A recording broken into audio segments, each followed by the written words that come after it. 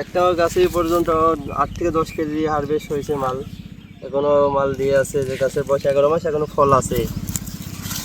অনেক জাতে শীতে হলে গরম হয় না, গরম হলে শীতে হয় না। এই জাতটা সারা বছর একই রকম ফল দেয়। কোনো যদি পরিচর্যা ঠিক মতো করা যায় সেক্ষেত্রে ফলের কোনো ঘাটতি নেই, সারা বছর একই রকম ফল দেয়। বাণিজ্যিক কৃষির একটি বিশেষ উদাহরণ হতে পারে নাটোরের লালপুর উপজেলার এই বেগুন চাষি। নাটোরের লালপুর উপজেলার এই বেগুন চাষি এলাকায় ব্যাপক সাড়া ফেলেছেন।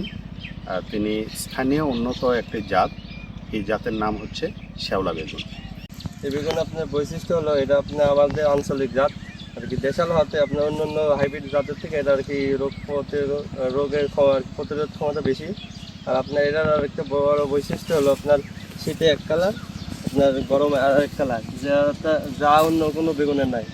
আপনার শীতের কালার আছে এরকম কালো হয়, আর গরম হয় এরকম সাদা। আর এটার আপনার ভাইরাস আক্রমণ কম, ফলন আপনার এই গাছের বয়স 11 মাস, এখনও আপনার সপ্তাহে 2 দিন করে বেগুন তোলা হচ্ছে এই 22 শতক জায়গায়, এবার আছে 12 থেকে 14 মণ। আপনার এই গাছের আর কি এখনও গাছের বয়স 11 মাস, কিন্তু এখনও নতুন গাছের মতো অবস্থা গাছের বৈশিষ্ট্য। বেগুনের ক্ষেত্রে আমাদের বাংলাদেশে যে বেগুনের চাষাবাদগুলো করা হয়ে থাকে সেই বেগুনগুলো কিন্তু বেশিরভাগই হাইব্রিড। তো হাইব্রিড জাতের বেগুনের বিভিন্ন ধরনের সমস্যা তৈরি হয়ে থাকে। কিন্তু এই যে বেগুনটা দেখছেন এটা হচ্ছে শেওলা বেগুন। এই শেওলা বেগুনটায় এটা কিন্তু স্থানীয় উন্নত জাত। এটা স্থানীয় উন্নত জাত হলেও বাংলাদেশের যে সকল হাইব্রিড বেগুন চাষ হয় তাদের যে ফলন, তার সাথে পাল্লা দিয়ে সমান্তরালে কিন্তু এই জাতের ফলন আসে। যার কারণে হাইব্রিড জাতের ম্যানেজমেন্ট করাটা অত্যন্ত কঠিন হয়ে যায়, কিন্তু এই জাতের ম্যানেজমেন্ট প্রক্রিয়াটা খুব সোজা। যার কারণে কৃষক স্বল্প খরচে এখানে লাভবান হতে পারে। এই যে জমিটা দেখছেন শেওলা বেগুনের জমি, এই শেওলা বেগুনের জমিটাই বয়স হচ্ছে 11 মাস। এই 11 মাস ধরে এই গাছগুলো কিন্তু এখনও তরতাজা রয়েছে। এবং কৃষক যেটা বলছে যে এই জাতের বেগুনে রোগ পোকামাকড় কম হয়, এই জাতের বেগুনে বীজের পরিমাণটা কম হয়, যার কারণে বেগুন দিয়ে বিভিন্ন ধরনের যে উপাদেয় খাবার তৈরি করা সেটা খুব সোজা হয়। অন্যান্য বেগুনের যে জাতগুলো রয়েছে তার চেয়ে এই জাতটা খেতে অনেক বেশি টেস্টি। যার কারণে কিন্তু প্রতিনিয়ত এই জাতের চাষাবাদ এলাকায় ধীরে ধীরে বৃদ্ধি পাচ্ছে এবং মানুষজন এটার প্রতি আগ্রহ হয়ে উঠছে। বেগুনের যে বৈশিষ্ট্য রয়েছে এই বৈশিষ্ট্যগুলোর মধ্যে এই জাতের ক্ষেত্রে যে কথাটুকু না বললেই নয়, প্রত্যেকটি বেগুন 250 থেকে 300 গ্রাম ওজন, অর্থাৎ 1 কেজিতে 4টা বা 3টা বেগুন হতে পারে। সেক্ষেত্রেও কিন্তু এই বেগুনের যে বিচি অর্থাৎ বীজের পরিমাণটা এটা কিন্তু খুব কম থাকে। আরেকটা গুণগুণ হচ্ছে এই বেগুনটা খুব নরম, যার কারণে এটা ভাজি বা ভর্তা জাতীয় খাবার তৈরি করতে গেলে অথবা চপ তৈরি করতে গেলে এই বেগুনটা খুবই উপযোগী একটা বেগুন। আর এই বেগুনের রোগ পোকামাকড় কম হওয়ার কারণে এটা কিন্তু ব্যাপক আকারে সম্প্রসারিত হচ্ছে। কারণ কৃষক উদ্বুদ্ধ হচ্ছে বেগুনের সবচেয়ে বড় যে সমস্যাটা ডগা এবং ফল ছিদ্রকারী পোকা, সেই পোকার আক্রমণটা খুব কম হয়। আরেকটা সমস্যা হয়ে থাকে বেগুনের ক্ষেত্রে, সেটা হচ্ছে মোজাইক ভাইরাস।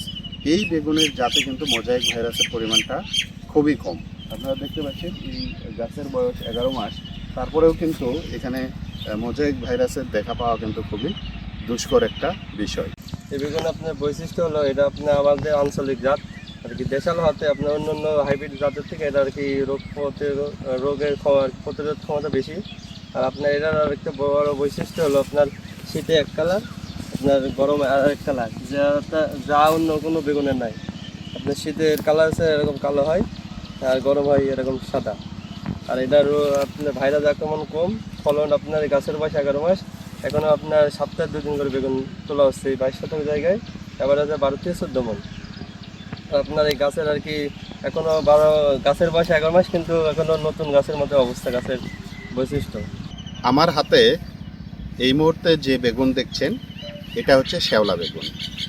এই বেগুনের নাম শেওলা বেগুন কিন্তু এমনি এমনি হয় নাই। এটা হওয়ার কারণটাই হচ্ছে এর যে রং বা কালার। এখানে যে 3টা বেগুন দেখছেন, এই 3টা বেগুনের মধ্যে দেখেন কালারের কিছুটা পার্থক্য আছে, এবং কৃষক যেটা বলছে যে এই বেগুনের কালার কিন্তু শীত এবং গ্রীষ্ম মৌসুমে একটু পরিবর্তনশীল। এইটা হচ্ছে গ্রীষ্ম মৌসুমে, অর্থাৎ এই সময় বেগুনটা প্রায় পুরোপুরি সবুজ হয়ে থাকে। আর মাঝখানে কিছুদিন হালকা বৃষ্টির কারণে শীত পড়েছিল, যার কারণে কালারটা কিন্তু এইরকম আসছে। এবং শীতকালে এই বেগুনের কালারটা কিন্তু এই যে শ্যাওলা কালার, এই কালারটা ডেভেলপ করে বেশি, যার কারণে মানুষের মধ্যে একটা আকর্ষণ তৈরি হয়। আর এই কালারের কারণেই মূলত এই বেগুনটার নাম হয়েছে শ্যাওলা বেগুন। আপনার এই বেগুন চাষের কথা শুনে আমাদের অন্যান্য যারা কৃষক নিয়মিত আমার সাথে জড়িত থাকে বা বিভিন্ন ভিডিও দেখে, তাদেরকে দেখানোর জন্য আজকে আপনার জমিতে আসছি। এসে দেখলাম যে 11 মাস বয়সী একটা বেগুন গাছ, এখনও যে পরিমাণ সুন্দর চেহারা, এটা তো মনে হচ্ছে আরও বেশ কিছুদিন ভালো থাকবে, বেগুন দিবে। তো সেক্ষেত্রে এই বেগুনের চাষের প্রতি মানুষের আগ্রহটা বেশি হতে পারে। শ্যাওলা বেগুনের চাষ আমি আপনার 2 বছর ধরে করছি। গত বছর করেছিলাম মাটিতে, এবার করছি মালচিংয়ে, সেক্ষেত্রে ফলন গত বছর থেকে এবার বেশি। আর এই গাছের বয়স আজকে আপনার 11 মাস চলতেছে রানিং, কিন্তু গাছের আর কি নতুনের মতো এখনো অবস্থা। গাছের এই মাথা আগা ঢোকা সব এখনো ফুল ফলে এখনো ভরপুর। আপনার এই নিয়মিত কিছু পরিচর্যা আছে করাতে আপনার গাছ এখনো সুন্দর আছে। আচ্ছা, এই যে বেগুন চাষ শুরু করলেন, এই বেগুন চাষের খাবারটা অর্থাৎ সার ব্যবস্থাপনা কীরকম হয়? প্রথম যখন আপনি জমি চাষ করেছেন, শুরু করেছেন, মানে এই জমিটা লাগিয়েছেন, তখন থেকে যদি বলেন যে এখানে সার ব্যবস্থাপনা কী কী সার ব্যবহার করলে ভালো হয়? আপনার এই জমি লাগানোর আর কি সময় যখন চাহিদা হবে, চাষের সময় গ্লিচিং পাউডার অথবা চুন ব্যবহার করলে ভালো হয়। আর আপনার জৈব ব্লিচিং সার, পাউডার বা চুন? চুন যে কোনো একটা ব্যবহার করলে আর কি মাটির যে জীবাণুগুলো আর কি ধ্বংস হয়ে যায়। আর আপনার যে এটা কতদিন আগে? 15 দিন আগে, জমি লাগানোর 15 দিন আগে, জমি লাগানোর 15 দিন আগে ব্যবহার করলে এটা ভালো হয়। ভালো হয়। তো এই যে ব্লিচিং পাউডারটা দিবে, এটা বিঘাতে কতখানি? 2 থেকে 3 কেজি ব্যবহার করা হয়। 2 থেকে 3 কেজি। এই যে ব্লিচিং পাউডার ব্যবহার করে যে মাটি শোধন করবেন, তো সেক্ষেত্রে এই ব্লিচিং পাউডার কি মানে শুকনো অবস্থায় ছিটিয়ে দেন নাকি এটা স্প্রে করেন? কেমন করে ব্যবহার করেন? শুকনো অবস্থায় ছিটিয়ে দিই। ছিটিয়ে দেন। ছিটিয়ে দেওয়ার পরে কি ওই দিনই চাষ দেন নাকি? হ্যাঁ, ওই দিনে চাইজি দিয়ে, আর ওর সাথে আবার জৈব সার আছে, ভার্মি কম্পোস্ট, এটাও দেওয়া হয় জমিতে। কারণ জৈব সারের পার্সেন্ট যদি আপনার জমিতে কম থাকে, সেক্ষেত্রে রাসায়নিক সার দিলে কাজ করবে কম করবে। অর্থাৎ আমাদের কৃষক ভাই যেটা বলছে, জমিতে ভালো ফলন পাওয়ার জন্য মাটি শোধনটাকে আগে করতে হয়। মাটি শোধনের পর আমরা যখন জমিতে সার প্রয়োগ করব, সেক্ষেত্রে জৈব সারের পরিমাণটা একটু বেশি দিতে হবে। কৃষক আমাদের শহীদুল ইসলাম, তিনি যেটা করেছেন যে ভার্মি কম্পোস্ট ব্যবহার করেছেন। তো এই ভার্মি কম্পোস্ট ব্যবহার করার কারণে মাটির গুণাগুণটা আরও উন্নত হয়েছে, এবং সেক্ষেত্রে রাসায়নিক সার যেটা ব্যবহার করেছে সেটা আরও বেশি ভালো কাজে লেগেছে। তো 1 বিঘা জমিতে এই শ্যাওলা বেগুন চাষ করতে গেলে আপনার বিভিন্ন যে সার রয়েছে, বিশেষ করে ইউরিয়া, ফসফেট, পটাশ বা দস্তা, বোরন, এইগুলো কি পরিমাণ লাগে? এটা আপনার লাগানোর সময় ধরেন এটা আপনার আর কি যদি 1 বিঘে হয়, তাহলে টিএসপি আপনার 20 কেজি, এমওপি 8 থেকে 10 কেজি, আর জিপসার 5 কেজি, আপনার যে ইউরিয়া 5 কেজি, বোরন 1 কেজি, দস্তা 1 কেজি এভাবে দিয়ে নিই। আর পরবর্তী যে গাছ যখন 2 মাস বয়স হবে, সেখানে টেনে আগাছাগুলো পরিষ্কার করে প্রতি 15 দিন পর পর একার সময় একার সার ব্যবহার করা হয়। একবার যদি টিএসপি দেওয়া হয়, পরে দস্তা দিলে পরে আর কি আপনার ডিএপি আর কি সার ডোজ চেঞ্জ করতে হয়। সেক্ষেত্রে আপনি কার্যকারিতা বেশি। আর এক সার এগুলো যদি কাজ করা আর কি ব্যবহার করা হয়, সেক্ষেত্রে আপনি জমিতে কাজ করে কম।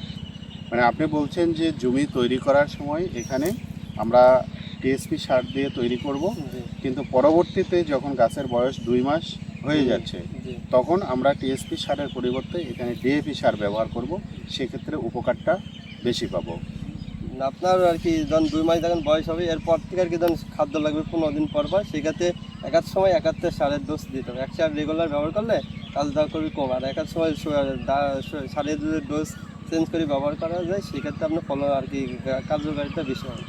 তো এই যে সারের ডোজ যে পরিবর্তন করবেন, মানে এই 15 দিন পর পর যে সার দেবেন, যদি 2-1টা ডোজের কথা বলেন, কোন সার কতটুকু? আপনার যদি প্রথম টিএসপি, এমওপি, ইউরিয়া, জিপসার বোরন দেন, তাহলে পরবর্তী আপনার দিতে হবে আপনার ইউরিয়া, ম্যাগনেসিয়াম, গ্লোজিং, দস্তা, বোরন আর আপনার জিপসা।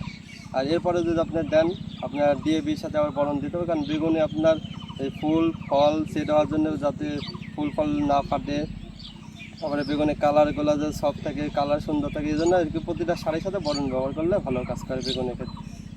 সেক্ষেত্রে 1 বিঘা জমিতে এই সারের পরিমাণ কতটুকু, মানে হিসাবটা কেমন করে দিতে হয়?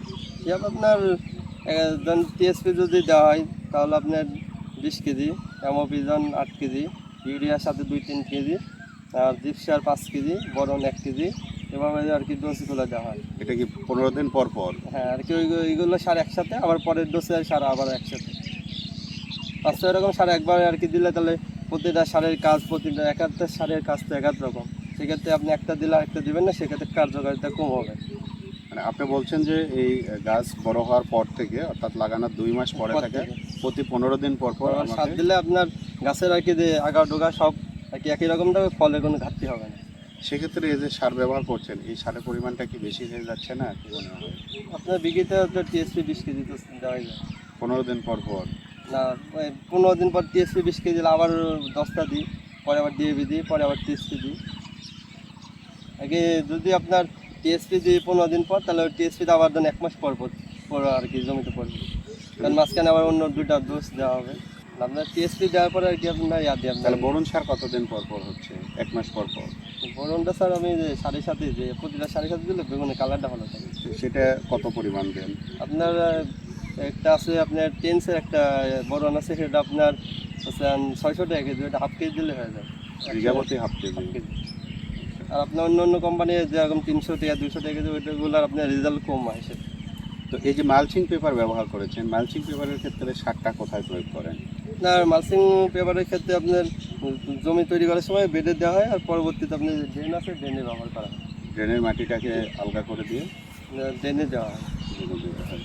এই যে দেখেন, একটা গাছে বেগুনের পরিমাণটা কিন্তু অনেক বেশি।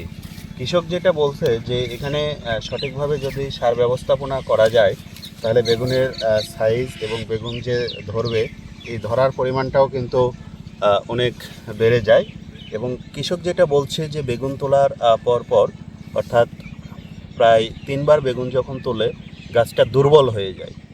এই দুর্বল গাছকে আবার সবল করার জন্য 15 দিন পর পর সার ব্যবস্থাপনা করা হয়।